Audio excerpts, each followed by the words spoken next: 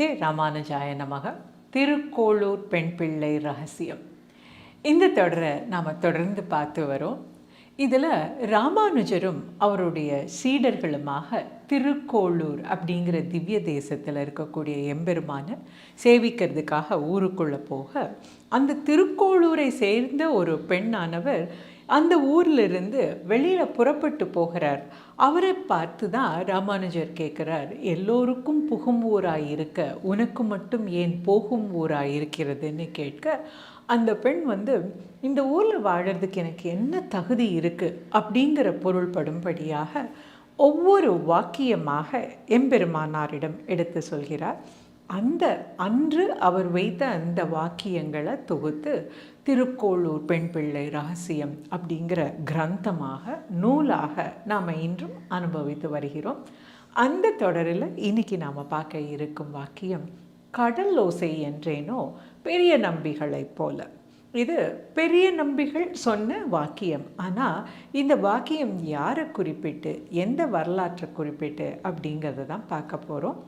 ஆளவந்தார், இதற்கு முந்தைய ஒரு வாக்கியத்தில் ஆளவந்தாருடைய பெருமைகளை எல்லாம் பார்த்தோம். ஆளவந்தார் ஆண்டு வந்தார், அதற்கப்புறம் அவருக்கு எம்பெருமானால் ஆட்கொள்ளப்பட்டு அவர் ஸ்ரீரங்கம் திருவரங்கத்திலே துறவு பூண்டு திருவரங்கத்திலிருந்தே தன்னுடைய சீடர்களோட நீண்ட நெடிய காலம் அங்கேயே எம்பெருமானுக்கான திருப்பணிகளை எல்லாம் செய்தார் அப்படின்னு பார்த்தோம்.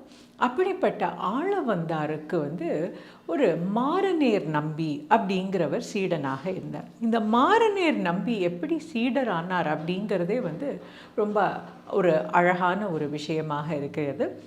ஆளவந்தாரும் அவருடைய சிஷ்யர்களும் அப்படியே ஒரு ஊராக க்ஷேத்திர யாத்திரையாக போகும் பொழுது, சிவகாசி பக்கத்தில் இருக்கக்கூடிய மாரநேர் அப்படிங்கிற ஊருக்கிட்ட போகும்பொழுது அங்கே இருக்கக்கூடிய ஒரு குடியானவனான ஒருவரை பார்க்குறாங்க. இவருடைய தொழில் என்ன அப்படின்னா, தினமும் பயிர் செய்து உழவு தொழில் செய்து ஊருக்கெல்லாம் தரக்கூடிய இந்த உணவை உற்பத்தி செய்யக்கூடிய அந்த உன்னதமான வேளாண்மை தொழிலை செய்து கொண்டிருக்கிறார். அவ்வளவு ஸ்ரத்தையாக அவர் வேலை செய்கிறத பார்த்து ஆளவந்தார் கேட்குறார், நீ என்னோடு வராயான்னு கேட்க, அந்த மாரநேர் நம்பியும் நான் உங்களோட வரேன் அப்படின்னு சொல்லி வருகிறார். நீண்ட நாட்கள் அப்படி வரவும் அவருக்கு ஆளவந்தாருக்கு சிஷ்யனாரார். ஆளவந்தார் அவருக்கு வைணவ லட்சணைகளை எல்லாம் கொடுத்து அவரை தன்னுடைய சீடராக ஏற்றுக்கொள்கிறார் ஆளவந்தார். அந்த காலகட்டத்தில் இந்த தொழில் நிமித்தமாக அவர்கள் ஒவ்வொரு சமுதாயத்தினரெல்லாம் பிரித்து வைக்கிறது அதெல்லாம் இருந்தப்போ, வைணவன் அப்படின்னு சொன்னால் அவர்களுக்குள்ள ஜாதி பாகுபாடு இல்லை அப்படிங்கிற உயரிய கொள்கையை கொண்டிருந்தது. அந்த கொள்கையின் அடிப்படையில் மாரநேர் நம்பிக்கு மிகப்பெரிய இடத்தை கொடுத்து ஆளவந்தார் தன்னுடைய சீடராக ஏற்றுக்கொண்டிருந்தார். மாரநேர் நம்பிய சீடராக ஏற்றது மட்டும் இல்லாமல், நீ என்னோட திருவரங்கத்திலேயே இருந்து விடு அப்படின்னு திருவரங்கத்துக்கும் அழைச்சின்னு போயிருந்தார். இப்படி ஆளவந்தார் இடக்கூடிய பணிகளை எல்லாம் செஞ்சுட்டு அங்கே அப்படியே இருந்து வரார் இந்த மாரநேர் நம்பி. ஆளவந்தார் இப்படி ஒவ்வொரு ஊராக க்ஷேத்ராடனம் செய்வதன் மூலமாகவும் அவருடைய உபன்யாசங்களை கேட்கறதுனாலேயும் ஆளவந்தாருடைய சிஷ்ய கோடிகள் பெருகின்றே போகிறாங்க. நாளொரு வண்ணமும் பொழுதொரு மீனியுமான்னு சொல்கிற மாதிரி அவருக்கு சிஷ்யர்களுடைய கூட்டம் அதிகமாகின்றே வருது. இப்படி வந்ததுனால ஆளவந்தார் இருந்த அந்த திருமாளிகையினுடைய இடம் பத்தலை. இன்னும் பெரிய இடமா இருந்தால் இன்னும் நிறைய சீடர்களுக்கு இதில் இடம் கொடுக்க முடியும், அவர்களையும் இங்கே தங்க வைக்க முடியும் அப்படின்னு வரப்போ எப்படி விரிவாக்கம் பண்ணுறதுன்னு பார்த்தா, ஆளவந்தார் திருமாளிகையை ஒட்டி இருக்கக்கூடிய அடுத்த ஒரு திருமாளிகையில் ஒரு பெண் ஒருவர் வசித்து வரார். அந்த பெண் தன்னந்தனியாக தான் அங்கே இருக்கார். பெண்ணுன்னு சொல்லக்கூடாது, ஒரு மூதாட்டி வசித்து வராங்க. அவங்கக்கிட்ட போய் இந்த மாதிரி ஆளவந்தாருடைய திருமாளிகையோடு உங்களோட திருமாளிகையை இணைத்து கொள்ளலாம், நீங்கள் இந்த இடத்துக்கு என்ன எதிர்பார்க்குறீங்களோ அதை நாம் விலை கொடுத்து வாங்கிக்கலாம் அப்படின்னு கேட்க, அந்த பெண்ணும் எனக்கு பணம் எல்லாம் வேண்டாம், எனக்கு ஆளவந்தார் ஒரே ஒரு உத்தரவாதம் தரணும், என்னன்னா எனக்கு ஓலையில் எனக்கு பரமபதம் கிடைக்கும்னு எழுதி தந்தால் நான் போகிறேன், இந்த இடத்த தரேன்னு சொல்ல, ஆளவந்தாரம் அப்படியே ஓலையில் அவருக்கு பரமபதத்தை எம்பெருமான் அருளுவான்னு எழுதி தரார். அந்த பெண்மணியும் அந்த திருமாளிகைக்கு அந்த இடத்தை கொடுத்துடுறார். அந்த கொடுத்த சில நாட்கள்லேயே அந்த பெண்மணி பரமபதமும் ஏழிவிட அந்த இடத்தையும் எடுத்து விரிவாக்க பணி செய்து தொடங்குறாங்க. கொஞ்சம் கொஞ்சமாக ஆளவந்தாரோட திருமாளிகை கூட சேர்த்து நடக்கணும்னு பெரிய அளவில் திருப்பணியாக நடக்கிறது. ஏன்னா இதில் எல்லா ஆளவந்தாரும் இருக்க போகிறார், சிஷ்யர்களும் இருக்க போகிறாங்க, உபன்யாசம் நடக்கிறது, எல்லாரும் வந்து போகணும் அப்படின்னு அன்றைய காலகட்டத்தில் புதுக்குதல் நவீனப்படுத்துதல் அப்படிங்கிற முறையில் அந்த வீட்டையும் இந்த வீட்டையும் இரண்டையும், அதை திருமாளிகைன்னு சொல்கிறது வைணவ மரபு, அப்படி இந்த 2 திருமாளிகையும் சேர்த்து இணைக்கணும் அப்படிங்கிறதுக்கான பணியெல்லாம் நடந்துகிட்டே இருக்குது. இவையெல்லாம் நடந்ததுக்கு வரும்போது ஆளவந்தார் ஒரு கிரகப்பிரவேசம் செய்வதற்காக புதுப்பித்த இடத்துக்கு போகிறதுக்காக ஒரு நாளை குறிக்கிறார். அந்த நாள் வருதுன்னு இன்னும் வேலை ரொம்ப மும்முரமாக நடக்கிறது. எல்லாம் முடிஞ்சு திருப்பணி எல்லாம் முடிஞ்சு என்னைக்கு இந்த புது மனை புகு விழா நடத்தணும்னு இருக்காங்களோ, புண்ணியாவசனம் பண்ணி அந்த இடத்துக்கு உள்ளே புகணும்னு இருக்காங்களோ, அதுக்கு முந்தின நாள் மாரநேர் நம்பி அங்கே வரார். அங்கே தலைமையேற்று இந்த பணியெல்லாம் செய்யக்கூடிய நபர்கிட்ட நாளைக்கு இந்த இடத்துக்கு புண்ணியாவசனம் செய்ய போகிறா, அதனால் நான் இன்றைக்கே வந்து பார்த்துட்டு போயிடுறேன், இதுக்கப்புறம் நான் பார்க்க மாட்டேன் அப்படிங்கிற பொருள்படும்படியாக, அதாவது நான் வந்தால் தீட்டு புண்ணியாவசனம் பண்ணால் அந்த தீட்டு போயிடும், நான் இன்றைக்கே வந்து என் தீட்டு படும்படியாக இந்த இடத்த நான் பார்த்துட்டு போகிறேன் அப்படின்னு அவர் சொல்லி அந்த இடத்த வந்து எப்படி அழகாக இருக்குது, எப்படி ஆளவந்தார் திருமாளிகையிலேருந்து இந்த இடம் இருக்கும் அப்படிங்கிறது ஒவ்வொரு இடமா பார்த்து அழகாக இருப்பதை ரசிச்சுட்டு அவர் கிளம்பி போயிடுறார். அவர் போன சிறிது நேரத்தில் அந்த இடத்துக்கு ஆளவந்தார் வரார்.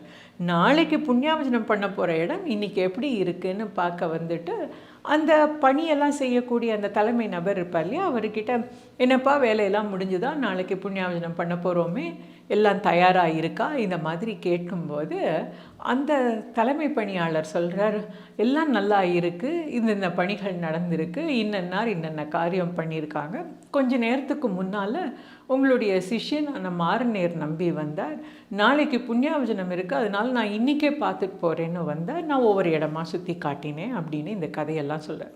இதை கேட்ட உடனே ஆளவந்தார் சொல்கிற, மாரநேர் நம்பி வந்தானா? ஆமாம். எல்லா இடமும் பார்த்தானா? எல்லா இடத்தையும் சுற்றி காட்டினியா? ஆமாம். மாரநேர் நம்பியே வந்து ஒவ்வொரு இடத்தையும் பார்த்தானா? அவனுடைய பொன்னடி சாத்தியாச்சானா? இந்த இடத்துக்கு இனிமேல் புண்ணியாவசனமே தேவையில்லை, இந்த இடம் தூய்மைப்பட்டு விட்டது, இனிமே இதுக்கு எந்த இதுவும் பண்ண கிரகப்பிரவேசமோ பூஜையோ எதுவும் பண்ண வேண்டியதில்லை, ஏற்கனவே புனிதமான இடமாச்சு, அதனால் நாளைக்கு நம்ம இந்த இடத்துக்கு எப்படி வரணுமோ வந்து குடி புகுந்துடலாம் அப்படின்னு சொல்கிறார். அப்படிப்பட்ட உன்னதமான இடத்துல ஆளவந்தார் இந்த மாரநேர் நம்பியை வைத்திருந்தார். மாரநேர் நம்பியினுடைய பொன்னடிகள் பட்ட இடம், பொன்னடி சாத்திய இடம் புனிதமானது அப்படிங்கிற ஒரு நிலைக்கு அவரை வைத்திருந்தார். அப்படியாக வந்து கொண்டிருந்த காலத்திலே திடீரென ஆளவந்தாருக்கு நோய்வாய்ப்பட்டது. ஆளவந்தாருக்கு நோய்வாய்ப்பட்ட போது அவருக்கு வந்து ஒரு ராஜப்பிளவை அப்படின்னு சொல்லக்கூடிய அந்த நோய் ஏற்பட்டிருந்து இதனால் ரொம்ப அவதிப்பட்டு கொண்டிருந்தார். ஆளவந்தார் அந்த காலகட்டத்திலேயே தன்னுடைய சீடர்களுக்கு பெரிய நம்பிக்கை, திருமலையாண்டான் நம்பிக்கை, மாரநேர் நம்பிக்கை, இப்படி எல்லாருக்கும் திருமலை நம்பிக்கை, இப்படி எல்லாருக்குமே அவர் வந்து ஒவ்வொருவரையாக அழைத்து பாடங்களெல்லாம் சொல்லி கொடுத்திருந்தார். இந்த 4 பேரையும் வந்து மடத்துக்கு நியமித்தினார். மாரநேர் நம்பியை ஒரு மடத்தினை ஸ்தாபித்து அதற்கு தலைமை பொறுப்பிலையும் அவர் வந்து நியமித்திருந்தார். இப்படி அவர் வந்து ஒவ்வொருவருக்கும், ஒருவருக்கு திருவாய்மொழி, ஒருத்தருக்கு ரகசிய கிரந்தங்கள் அப்படின்னு அழகாக சொல்லி கொடுத்து தன்னுடைய சீடர்களையும் தயார் பண்ணி இருந்தார். தினமும் உபன்யாசம் செய்வதையும் ஒரு பெரிய வழக்கமாக ஆளவந்தார் கொண்டிருந்தார். அப்படிப்பட்ட காலத்தில் தான் இந்த ராஜப்பிளவை நோய் வந்தது. நோயோட வலி அதிகமாக இருந்தாலும் அவர் வந்து இந்த உபன்யாசம் பண்ணுறதை விடாமல் இருந்தார். இப்படி பண்ணிகிட்டே இருக்கக்கூடிய காலத்தில் மாரநேர் நம்பி பார்க்குறார், தன்னுடைய ஆச்சாரியனுக்கு இவ்வளவு ஒரு நோய் ஏற்பட்டு அவர் வருந்துறதை பார்த்து அவருக்கு ரொம்ப வருத்தம் ஏற்பட்டது. இந்த வருத்தம் காரணமாக அவர் வந்து ஆளவந்தார சொல்கிறார், சுவாமி அடியேன் விண்ணப்பம் என்னப்பா கேட்குற அப்படின்னா, ஏதாவது ஒரு வழி இருக்குமானால் அந்த வழிப்படி உங்களுக்கு ஏற்பட்டிருக்கக்கூடிய அந்த நோயை எனக்கு கொடுத்துங்கோ, உங்களால் தாங்கிக்க முடியாது, நான் தாங்கிக்குவேன் அப்படின்னு கேட்குறார். இதை கேட்ட ஆளவந்தார் சொல்கிறார், இது நான் முன் செய்த பாவத்தினால எனக்கு வந்தது, இதெல்லாம் நான் யாருக்கும் தர முடியாது, நான் தான் அனுபவித்து இதை ஏற்றுக்கணும்னு. இல்லை நான் சீடனாக நான் கேட்குறேன், ஆச்சாரியனுக்கு வந்த ஒரு நோயை நான் ஏற்றுக்கிறேன் அப்படின்னு மன்றாடி மாறநேர் நம்பி கேட்க, அப்படியானால் அப்படியே நடக்கட்டும்னு ஆளவந்தார் சொல்ல, ஆளவந்தாருடைய ராஜபிளவை நோயானது மாறநேர் நம்பிக்கை போகிறது. அப்படியே போனாலும் கூட கொஞ்ச நாட்களில் முதுமை காரணமாக ஆளவந்தார் பரமபதம் ஏழறார்.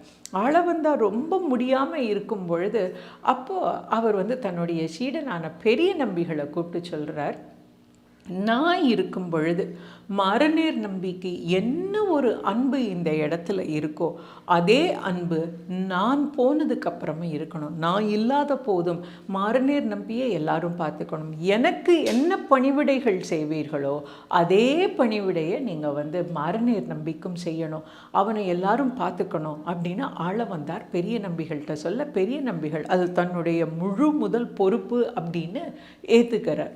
இதற்கு பின் ஆளவந்தார் பரமபதம் ஏழிவிட அதிலிருந்து மாறநேர் நம்பியை பார்த்துக்கக்கூடிய முழு பொறுப்பும் பெரிய நம்பிகளுக்கு சேருது. பெரிய நம்பிகள் என்ன செய்வாரான்னா, மாறநேர் நம்பியினுடைய குடிலுக்கு போய் அவருக்கு திருமஞ்சனம் மாட்டி, அவருக்கு துவாதச நாமத்தை இட்டு, அவருக்கு உணவு கொடுத்து, புத்தாடை உடுத்தி எல்லாம் செஞ்சு பணிவிடைகள் செஞ்சுட்டு தான் அவர் மற்ற பணிகளை ஒவ்வொரு நாளும் செய்ய துவங்குவார். இப்படி எப்போதும் இவர் போயிட்டே இருக்கிறப்போ யாருக்குமே தெரியாமல் எங்கேயோ இந்த பெரிய நம்பிகள் போகிறாரே அப்படின்னு ஒரு நாள் ராமானுஜர் பின்தொடர்ந்து போய் பார்க்கும்போது தான் தெரியுது, பெரிய நம்பிகள் மாறநேர் நம்பிக்கு தொண்டு செய்வதற்காக அப்படியே அதிகாலையில் எழுந்திருந்து போய் இவ்வளவு பணியும் செஞ்சுட்டு வரார் அப்படின்னு தெரிஞ்சு அவருடைய பக்தியை பார்த்து வியந்து போகிறார் ராமானுஜர். இது மட்டும் இல்லாமல் சிறிது காலம் கழித்து மாறநேர் நம்பியும் எம்பெருமானுடைய திருவடிகளை அடைந்து விட அவருக்கான அந்திம கிரியையை பெரிய நம்பிகளே செய்கிறார். இப்படி பெரிய நம்பிகள் அந்த அந்திம சம்ஸ்காரங்களை செய்யும் பொழுது அந்த காலகட்ட சமுதாய விதிகளின்படி எல்லாரும் பெரிய நம்பிகளை ஜாதியிலிருந்து விலக்கி வைக்கிறார்கள். அவருடைய வீட்டு வாசல்லலாம் முள்ளை வேற போட்டுடுறாங்க. போட்டது மட்டும் இல்லாமல் பெரிய நம்பிகள் கூடாத காரியத்தை செய்து விட்டார், அதனால் அவரை நாம் சேர்த்துக்க கூடாது அப்படிங்கிற ஒரு முடிவுக்கும் விடுகிறார்கள். ராமானுஜர் அப்போதான் துறவு பூண்ட அந்த காலகட்டம். அவருக்கு அந்த காலகட்டத்தில் அவர் பெரிய அளவுக்கு சமுதாய பணிகளெல்லாம் இன்னும் செய்ய தொடங்கலை. அந்த மாதிரி ஒரு காலகட்டம் தான் இந்த நேரம். அப்போது அவருக்கும் புரியலை பெரிய நம்பிகள் செஞ்சது சரியா தப்பான்னு. அப்படிப்பட்ட அந்த காலகட்டத்தில் பெரிய நம்பிகள்கிட்ட போய் அவர் கேட்குறார், நீங்கள் ஏன் இப்படி செஞ்சீள்? இது உலக இயலுக்கு புறம்பானதாக இருக்கே, யாரும் செய்யாத ஒரு காரியமாக இருக்கே, நீங்கள் ஏன்னு செஞ்சீங்க அப்படின்னு கேட்குறப்போ பெரிய நம்பிகள் சொல்கிறார், நம்முடைய ஆச்சாரியனான ஆளவந்தார் அவருக்கு நான் என்னெல்லாம் பணிவிடை செய்தேனோ அதை எல்லாமே நான் மாறநேர் நம்பிக்கை செய்யணும்னு சொன்னார். அது மட்டும் இல்லை, நீ எப்போதும் இந்த திருவாய்மொழி நம்ம ஆளவந்தார்கிட்ட படித்து சொல்லிட்டு வரோமே, அந்த திருவாய்மொழியில் நம்மாழ்வார் என்ன சொல்கிறார் அப்படின்னா, திருமாலுக்கு அடிமை அப்படின்னு சொல்கிறார். அந்த திருமால் நெடுமாலுக்கு அடிமை அப்படின்னு சொல்லும் பொழுது என்ன சொல்கிறார், தொண்டர் தொண்டர் தொண்டர் தொண்டன், தொண்டனுக்கு தொண்டனாய் இருப்பதே பெருமை அப்படின்னும், தந்தை தந்தை தந்தை எம் தந்தைக்கும் முந்தை அப்படின்னு சொல்கிறப்போ எத்தனை ஜென்மமாக நம்ம வழிபட்டு வந்தாலும் நெடுமாலுக்கு அடிமையாக இருப்பதே, அடியாருக்கு அடியானாக இருப்பது தான் ஒரு வைணவனுடைய முழு முதல் குறிக்கோள் அப்படின்னு சொல்ல, இதனால் கவரப்பட்ட ராமானுஜர் பெரிய நம்பிகள் எவ்வளவோ ஒரு பெரிய வார்த்தையை நமக்கு சொல்லியிருக்கிறார் உணரார். அப்படி பெரிய நம்பிகள் சொல்லும் பொழுது சொல்கிறார், இந்த காரியத்தை நாம் செய்யலை அப்படின்னா திருவாய்மொழியில் நம்மாழ்வார் சொல்லும் இந்த நெடுமாற்கடிமை அப்படிங்கிற இந்த வார்த்தையை சொல்வது வெறும் கடலோசை போல இருக்கும். அதோட பொருளை வாங்கி நம்ம சொல்வதாக இருந்தால் அதை நடைமுறைப்படுத்தணும்னு சொல்ல ராமானுஜர் அதனால் பெரிதும் இந்த கருத்தில் கவரப்படுறார்.